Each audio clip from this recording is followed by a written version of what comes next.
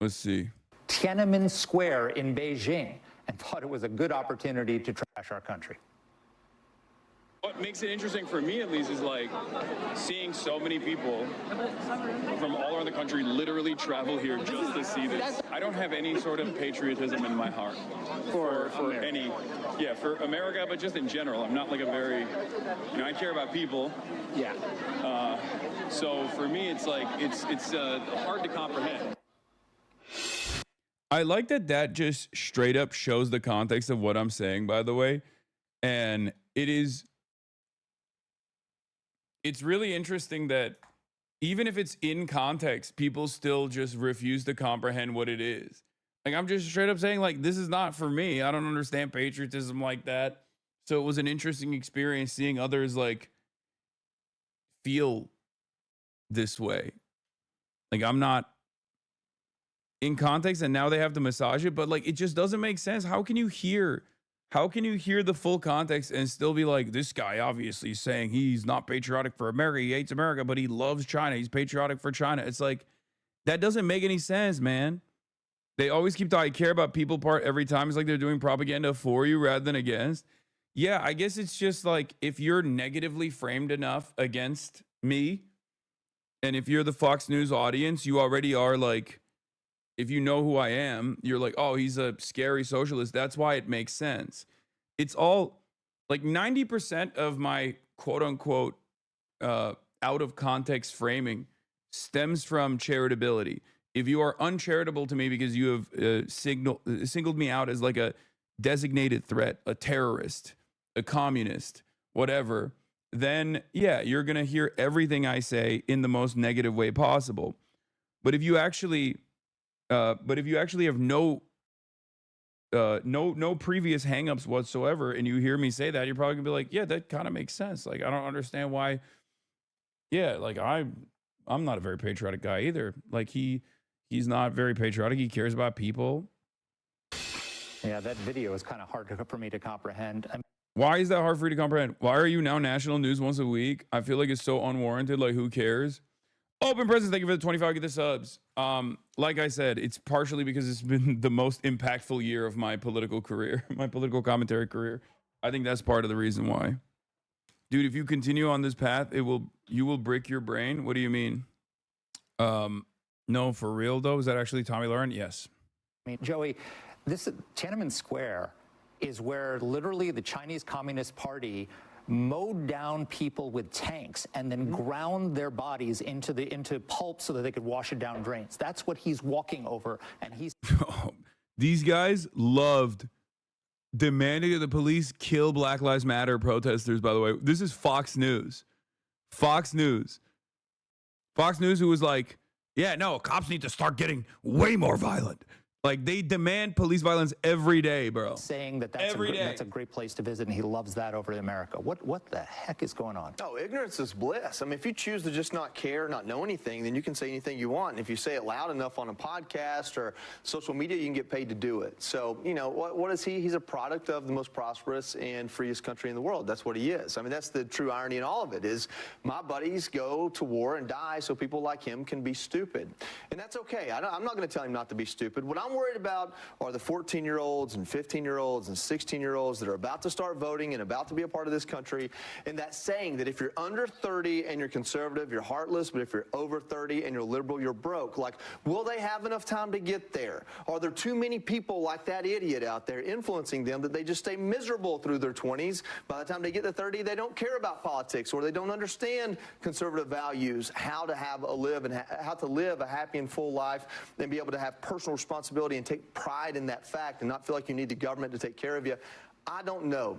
The only frustration I have is that idiots like him can have a following and an influence in my son's life. Thankfully, my son is smarter than that, but not everybody's kids are. Yeah, Tommy, are we have too much civility in this country? Is that the problem with America right now? I think we need a little more. I think that we could use a good... I went to war and I fought so that Halliburton could extract super profits. That guy lost his legs so that Dick Cheney could die a multimillionaire, by the way, straight up. I mean, sure, he's made it much better than probably some of his other friends who were in similar predicaments. But yeah, that dude lost both of his legs so that Dick Cheney could make money, so that like Exxon, Chevron could divvy up and control the natural resources of Iraq. And he's over here on television. He's made it a lot better than his other homies who are crippled with PTSD and maybe even more severely disabled than he is. Like, at least he's on Fox News. But like, that's the real reason. That's the real reason why. That's the real reason why you did those things. And I guess instead of like doing an honest assessment of your own experiences here, you just have to cope and be like, oh, well, you know, I went and almost died so that you could be dumbass. You could be a dumbass in America. Like, no, you could be a dumbass everywhere. You have preached contentment and will always attack you if you continue to see hate. You will become literally Joe Rogan. What are you saying, bro? Dude, even before hearing this clip was a thing like 30 minutes ago, you just said how much you worry about this country because you love America and you love Americans, but you're worried that we're going to see the downfall due to corruption, greed, war, and violence. This is so ironic to hear them say that right after you say, someone pull up the clip. It's also partially because like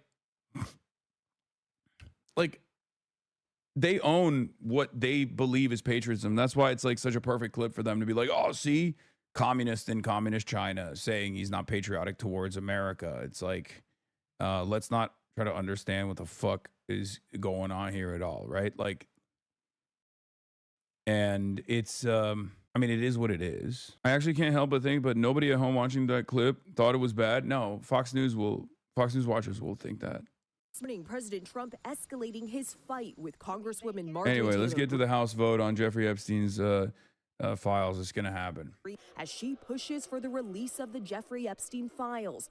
The Georgia Republican, who is once one of Trump's most loyal allies, now says the president's attacks are putting her life in danger, posting in part, a hotbed of threats against me are being fueled and egged on by the most powerful man in the world. His aggression against me is completely shocking to everyone. In a string of posts on social media over the weekend, the president writing, I'm withdrawing my support and endorsement of Green, claiming she betrayed the entire Republican Party, calling her a ranting lunatic and a traitor. Green in part responding, he's coming after me hard to make an example to scare all the other Republicans before next week's vote to release the Epstein files. She's one of 4 Republicans who joined Democrats to sign a petition that forces the House to vote to demand the release of the full files on the convicted sex offender. It seems like very rich and powerful men are being protected. This weekend's public blow-up comes after months of tension. Green recently criticized the president over his focus on foreign affairs rather than domestic issues, opposed his administration's bailout of Argentina's economy, and blasted Republican leadership during the government shutdown. But Green says Trump turned on her over the Epstein files. So the president dismisses all of this as a hoax, yet he's now demanding his attorney general investigate ties between prominent Democrats and Epstein. All of that just days after Congress released thousands of pages of documents on Epstein, many of which mention Donald Trump by name. Now, that vote in the House to demand the full release of the files is expected this week. But even if that passes, it's unclear where it goes in the Senate, and GO President Trump is very unlikely to sign on. Okay, Selena, and there is more to talk about this. Thank you so much. Let's go ahead and bring in Chief Washington Correspondent Jonathan Karl, who's going to be hosting This Week later this morning on ABC. So, John, what should we be looking for this week with the House vote on releasing those Epstein files? Hey, good morning, Gio. The first thing you look for is how many Republicans actually vote in favor of this. Look, the president tried, as you heard Selena recount, he tried mightily to prevent a vote on this from happening, to the point of bringing one, member of Congress, one ally, Congressman Boebert, to the Situation Room to meet with the Attorney General and the FBI Director. He tried mightily to keep this from happening. The vote, it now looks like, will be happening. And what I'm looking for is just how many Republicans cross over and vote for it. I think the number could be quite large. It could be 40, 50, maybe even more than that. Absolutely. Okay, let's switch gears here because it was just last week that the government shutdown ended, but so much has happened, it seems like we've forgotten about it. What's next in terms of the fallout here from the shutdown? Well, I mean, now the big question is political fallout. Democrats shut the government down, refused to vote for the temporary spending bill because they wanted to push for something to help with rising health care costs. You know, those Obamacare subsidies run out at the end of the year. There's some 20 million Americans who are poised to see their health care premiums skyrocket. Democrats didn't get anything, but now they're going to take that issue into the midterm elections. And Gio, let's not forget. I don't mean to worry you here. I know you've covered so much of the impact at the airports, but this is only temporary funding. This only goes through the end of January. I don't expect another shutdown at the end of it, but they need to come up with another agreement to fund the government for the rest of the year. It's the political breakup heard round the world. President Trump severing ties with at least one of his closest allies, declaring, "I am withdrawing my support and endorsement of Congresswoman Marjorie Taylor Greene," even calling for primary challenges against his one-time loyalists and attacking her as, quote, wacky, a ranting lunatic, a rhino, and a traitor. What happened to Marjorie Taylor Greene, man? She got reverse John Fetterman. No, she just, I don't know. She just wants to elevate her status, I think. I can't see her being sincere. I'm not the type of person who ever assumes a politician is sincere. And I certainly cannot see someone like Marjorie Taylor Greene ever being sincere. Marjorie Taylor Greene sees the writing on the wall and is doing what she can to elevate herself, like you said. Yeah. I think that Marjorie Taylor Greene sat through that hearing from the victims and couldn't ignore it, to be honest. It could be that. It could be that he is, she told Dana Bash to have Fuentes on CNN. Wait, he watches Fox is bound to happen? I used to think Marjorie Taylor Greene is a true believer. Like, even if she's insane, like, even if she's anti-Semitic, insane, believes like QAnon conspiracy, stuff like that, I always thought that she was sincere. Do you know what I mean? Like, I thought she was genuine in her madness rather than someone who was like cynically leaning into these kinds of metas. Like it just doesn't, like, I think she's really crazy. You know, I don't think she is faking being that crazy because she like lucked into a vein at the heart of the Republican Party. Before the House of Representatives is set to vote on releasing the Epstein files. It's a stunning breach between two MAGA leaders, one of whom is here with me now exclusively for her first interview since the president cut ties. Republican Congresswoman Marjorie Taylor Greene of Georgia, thank you so much for being here. As you just heard, and I know you saw, the president says he's withdrawing support for you, encouraging primary challengers. You were one of his biggest supporters. What do you think happened here? Well, Dana, thank you for having me on, and that is true. I stood with President Trump when virtually no one else did. Campaigned all over the country, spent millions of my own dollars helping him get elected, and I think that's incredibly important. And I do support him and his administration, and I support them in delivering the campaign promises we made to the American people. His remarks, of course, have been hurtful.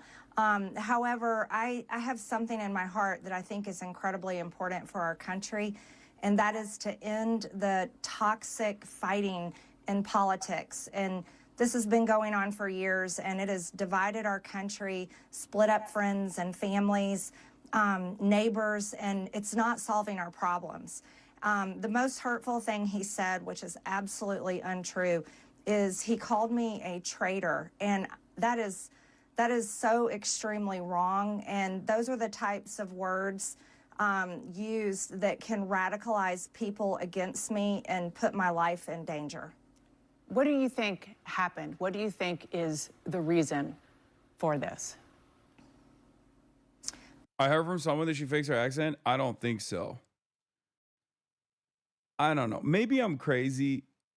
I've been a believer up until recently. I always thought that MTG was just like sincere.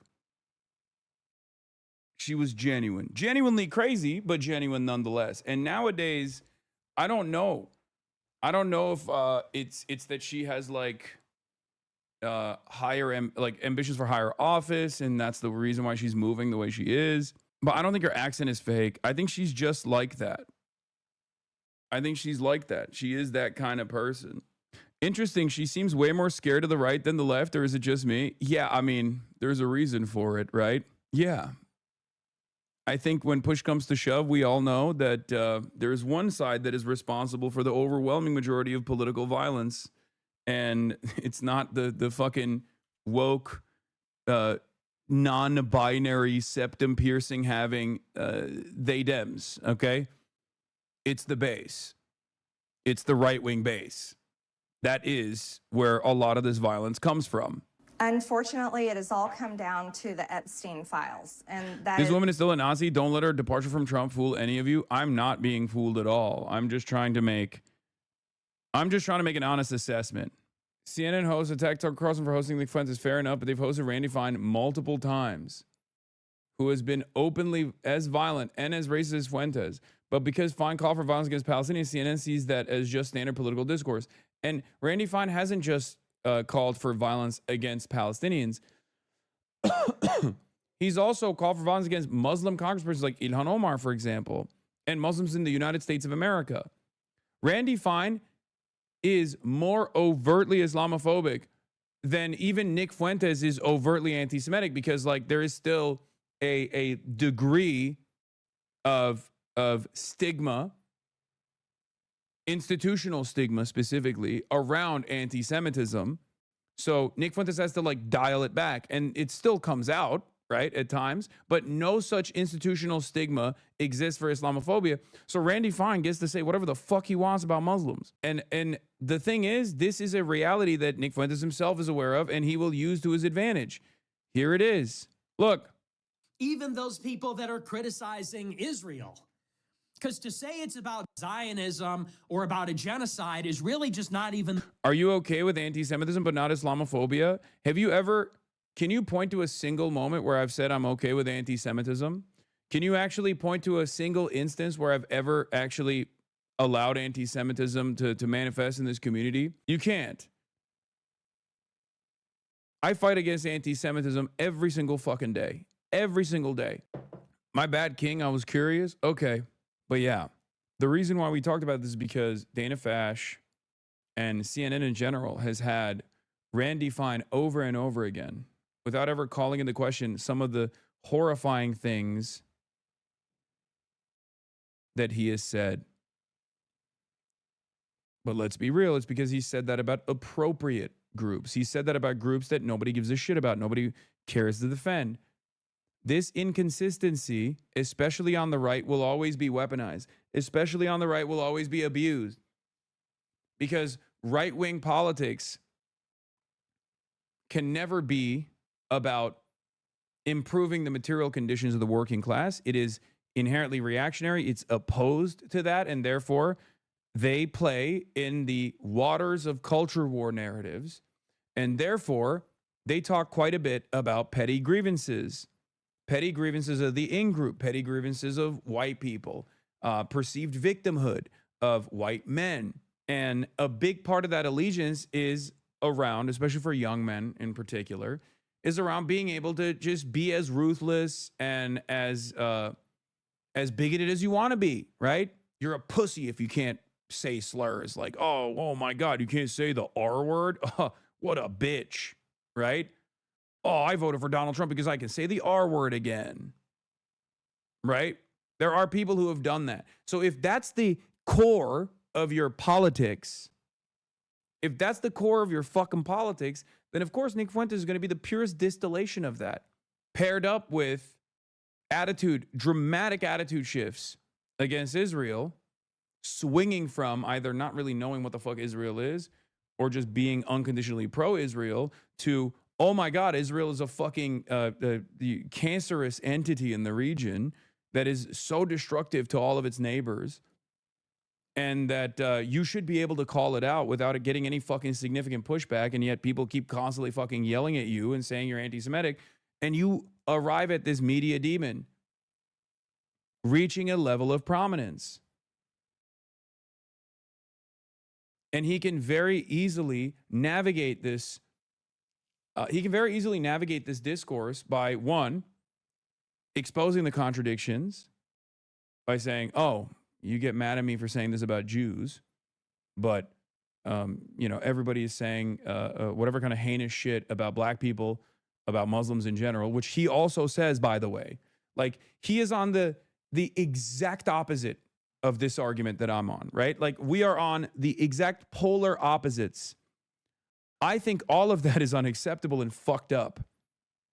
He thinks it's all acceptable and permissible. And if you can't make a distinction between those two things, if you can't decide, you know, which side is right, which side is wrong, and you just go, no, they're both the same, I'm in the center and they're both seemingly the same, then you're basically allowing that kind of politics to be the norm.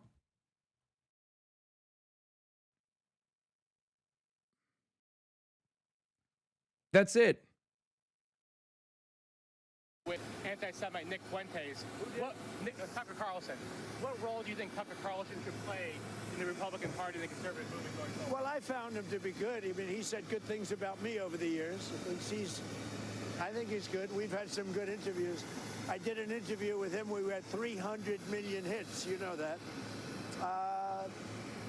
Look, I can't tell him. Will you let me finish my statement? You're with Bloomberg, right? You are the worst.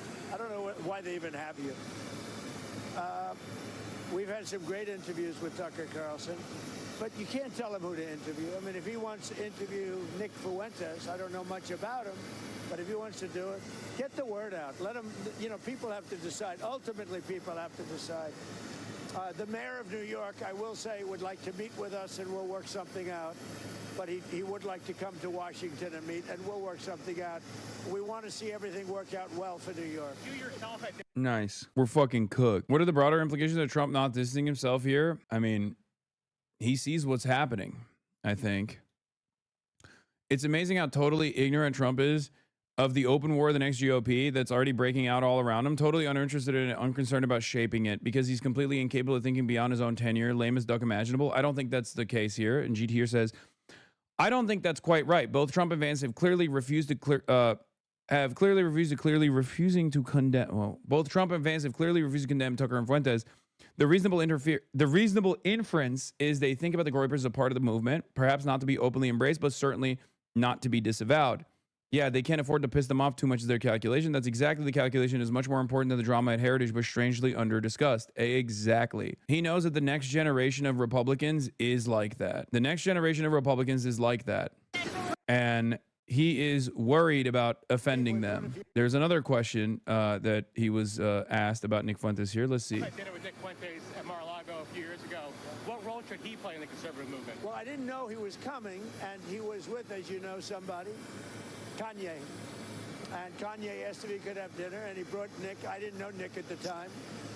And he did. He came, and along with a few other people. He brought a few people with him. Meeting people, talking to people, like for somebody like Tucker, that's what they do. You know, people are controversial. Some are, some aren't. I'm not controversial, so I like it that way. Okay. I had dinner with Nick Fuentes at Mar-a-Lago a few years ago. That's crazy. He's just straight up saying, like, nope, this is the new meta. There is Marjorie Taylor Greene and Nick Fuentes, that Nick Fuentes is Islamophobic as fuck, but will literally just... Nick Fuentes is Islamophobic as fuck and racist as fuck, but he's at least smart enough to be like, oh, really? You think it's unacceptable for me to say something about Jews, but, you know, you have Randy Fine on, and he can say whatever the fuck he wants about Muslims. Why? Marjorie Taylor Greene is not smart enough. That's why Nick Fuentes is more dangerous. Do you understand? Nick Fuentes is smart enough to actually address that, to hit that as a line. Nick Fuentes would praise Hitler and is openly anti-Semitic, says Republicans are hypocrites for tolerating cruelty and abuse towards Muslims, black people, and other minorities while drawing the line at anti-Semitism. He argues his own politics are simply the logical endpoint of that bigotry. It's true. He's right. It's literally fucking true. Republicans, I mean, I've been saying that. I've been saying that nonstop. Fascism is the purest distillation of reactionary politics. It is the logical endpoint, the logical conclusion of the Republican Party in this country. And unlike Pat Buchanan, and even Richard Spencer, as a matter of fact, it seems that Nick Fuentes came at the right time, okay? Because he's not the first. Why does the wording sound like he's been watching your streams? I'm certain that he does. I'm sure he does. At the right time, yes. At the right time to seize on, at the right time as in a time where the Republican Party is more open to an actual acknowledgement of fascist politics. Yes. No, that chatter is talking about Nick Fuentes' own analysis of him being the logical endpoint of Republican politics, which is true, and it's an analysis that I've actually engaged with quite a bit. But what Nick wants to happen is let's be racist against everyone, even the Jews. Unlike you say let's end bigotry against everyone. The lesson they get from that is not to end racism, but let's normalize it for all under free speech. America first flag. Yeah, I know. That's my point. We are on the diametrical opposite worldviews here. Actions of the president are similar. I mean, we knew, obviously, as she has been sort of rising in her prominence, going on The View in recent weeks and really going after Speaker Johnson, and then really not backing down at all on the Epstein matter and other things. It's not just that. What I'm sort of struck by in this is her criticism is pretty broad-based. She's talking about affordability. Healthcare. She's talking about exactly. And things that look like, I still support you. She always sort of phrases it with, I still like the president, but. And those buts are getting pretty significant. So, Dasha, to your point about the permission structure, that is going to be interesting to see how many Republicans obviously join the ranks of voting to release the Epstein files.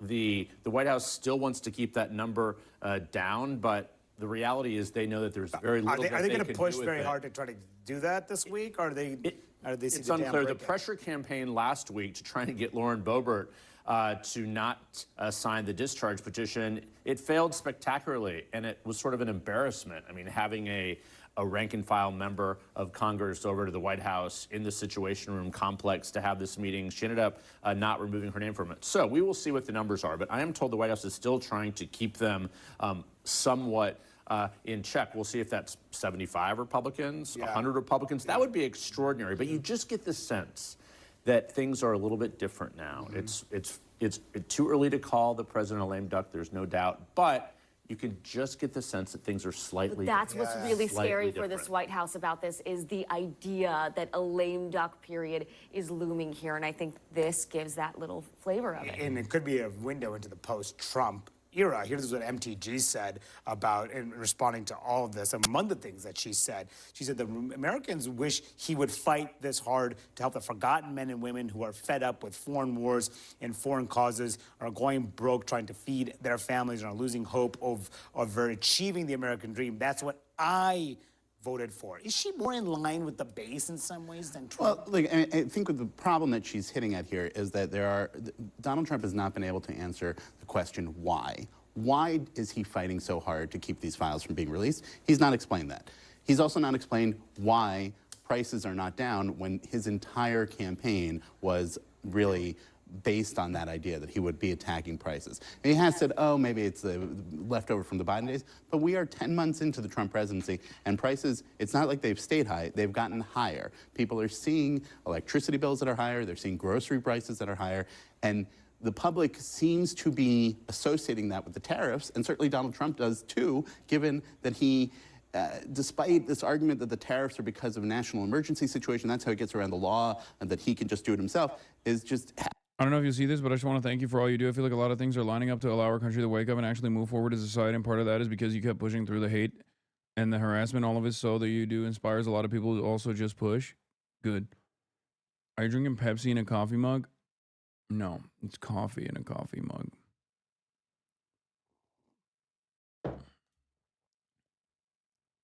I've had like 18 cups of coffee already. It's not good. Haphazardly lowering them, including on the groceries the last couple of days, just saying we're going to make coffee cheaper. Well, if the tariffs are getting rid of the tariffs of making coffee and other food and meat cheaper, then the tariffs made that food higher, the prices higher. And so that when Marjorie Taylor Greene hits on these things, it is this like, I thought that Donald Trump was saying he was the fighter for these things, and he has not shown it in her mind. Yeah, and this is obviously comes ahead of this vote that's happening, we expect on Tuesday in the House to call for the release of the Epstein files. The Republican leadership was forced to do this despite the push by the White House to try to kill this effort for months. Now it is finally coming to a head on the House floor. But look, I want to first look at the polling about where the public stands at large about the issue of the Epstein files. Overall, just 19% of the public approve of Trump's handling of this, and that includes just 10% of independents. But that Republican number is pretty interesting. 44% of Republicans approve of Trump. I mean, that is unusual because typically Trump's like the 90% on most issues when it comes to Republicans. It's 44%. But it also speaks to why we expect in the House a significant number of Republicans to break ranks here.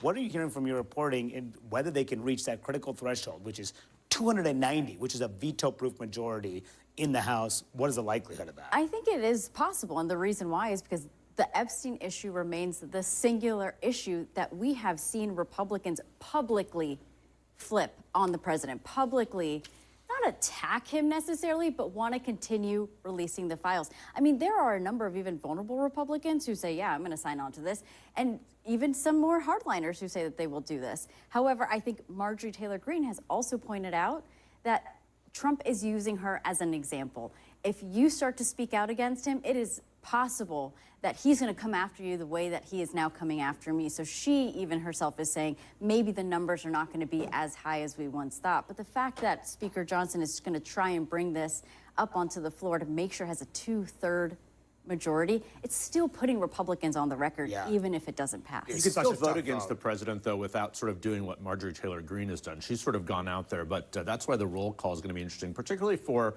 Republicans like Ashley Hinson, for example, from Iowa, who's running for Senate. This is becoming an issue in the 2026 campaign. So I think it'll be interesting to see how many Republicans support this without ever sort of really talking about it publicly. I mean, the president can't attack everyone to the degree that he's done Marjorie Taylor Greene. But that's why the Democrats forced this to not be a voice vote, which is what the Republicans tried last week. Roll call. They want everybody on the record, so then this will be an issue in the campaign. For sure. There is one thing that Republican lawmakers are more scared of than President Trump, and that's President Trump's base. And right now, Trump and his base are not on the same page about this issue and a number of others, and that is going to have an impact on how they vote. She talked about Marjorie Taylor Greene, H-1B visas, and other issues that Trump is breaking with his base on.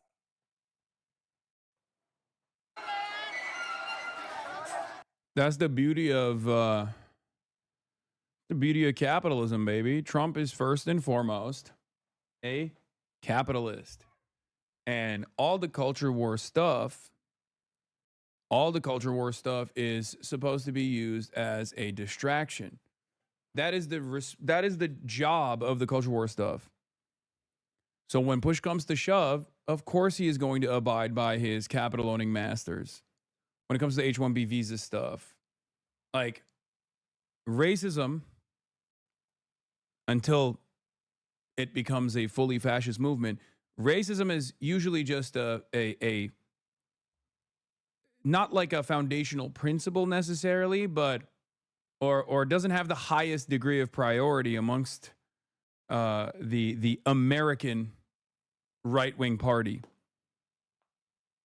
It is a galvanizing factor. It is very divisive. It's very successfully utilized. But at the end of the day, these guys, Donald Trump and everybody else, cares primarily about making sure that their capital owners are making money. That is the primary purpose. Is that fake fruit? No, it's real fruit. So a lot of people who are maybe some real racists, some real ass racists, are going to look to the situation and go, what the fuck is this, bro? Why aren't we getting the treats? You said we were going to get the racism. Why is that not happening? Why are there still, Indians coming into the country and shit like that? President Trump on the Epstein files. House Republicans should vote to release the files because we have nothing to hide.